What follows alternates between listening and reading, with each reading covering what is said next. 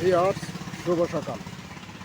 শুধু দর্শক মণ্ডলে, আমরা এখন অবস্থান করছি যশোর সাতক্ষীরা মহাসড়কের তুজুলপুর বাস স্ট্যান্ডে।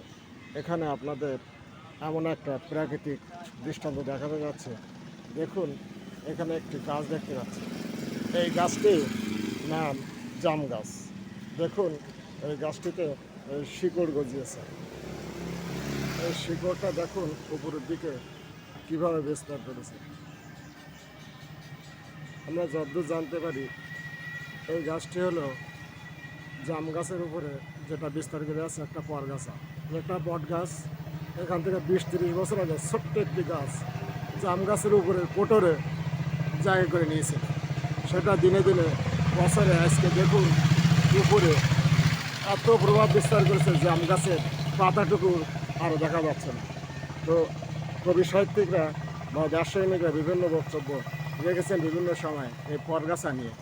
তো আসলে এগুলো সামাজিকভাবে আমরা দেখি পরগাছার দৌরাত্ম্য। তো আজকে আমরা এটা থেকে শিক্ষা নিতে পারি যে পরগাছা কত ক্ষতিকর। তো এটা থেকে আমরা সতর্ক হব। ধন্যবাদ ভিউয়ার্স।